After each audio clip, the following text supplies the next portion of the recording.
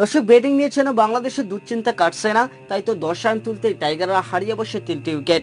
183 run তারা করতে গিয়ে পাওয়ার প্লেতে উঠলো মোটে 17 রান। ভারতের বিপক্ষে প্রস্তুতি ম্যাচে বাংলাদেশের ভাগ্যে ঠিক কি লেখা আছে তা স্পষ্ট হয়ে গেল ওই সময়ে। দর্শক এরপর তানজিদ হাসান তামিম ও তৌহিদ হৃদয় যখন ফিরেছেন 50 রানের আগেই, তখন বাংলাদেশের 100 রান পার করা নিয়ে দেখা দেয় শঙ্কা।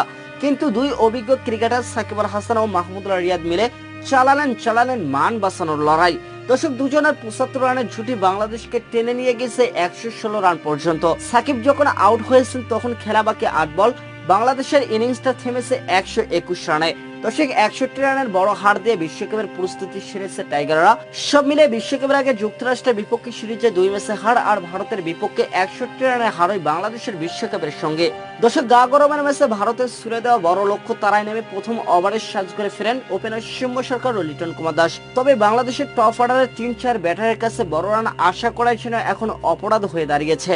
দর্শক দিনের পর দিন তারা ব্যর্থতার পরিচয় দিয়ে যাচ্ছেন, তাই তো ব্যতিক্রম দেখা গেল না ভারতের বিপক্ষে বিশ্বকাপের প্রস্তুতি ম্যাচেও। 183 রানের লক্ষ্যে খেলতে নেমে স্কোয়াড বোর্ডে 10 রান তুলতে সাজ করে ফেরেন সৌম্য সরকার, লিটন কুমার দাস ও নাজমুল হোসেন শান্ত। এর মধ্যে সৌম্য শান্ত ফিরেছেন 0 করে, সৌম্য 2 বলে 0 ও শান্ত 6 বলে করেছেন 0। দর্শক লিটন কুমার দাস 8 বলে 6 রান করে সাজ করে ফিরেছেন বোল্ড হয়ে। যুক্তরাষ্ট্রের বিপক্ষে সিরিজে লিটন কুমার দাসকে তো বসিয়ে রাখা হয়েছিল 2 ম্যাচে। বিকল্প উইকেট রক্ষক জাকের আলীর বাজে কিপিং আর ব্যাট হাতে ব্যর্থতার সুবাদে তাকে আনা হয়েছিল স্কোয়াডে।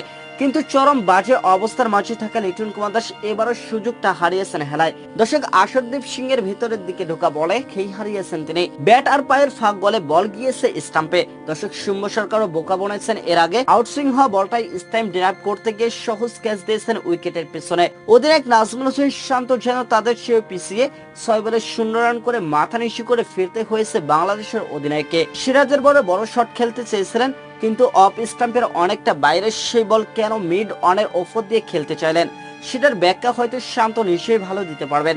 দর্শক জাতীয় দলের টপ অর্ডারের ব্যর্থতার চিত্র একদিনের নয়, তবে সেটা থেকে বেরিয়ে আসার জন্য যে প্রচেষ্টাটুকু করা দরকার, জাতীয় দলের স্বীকৃত 3 ব্যাটার তা করতে পারবেন কিনা সেটা নিয়ে আছে বড় রকমের অনিশ্চয়তা। দর্শক বেলায় কেরিয়ারের মধ্যে গনগনে চলছে 3 জনাই আছেন বিশ্বকাপের মঞ্চেও।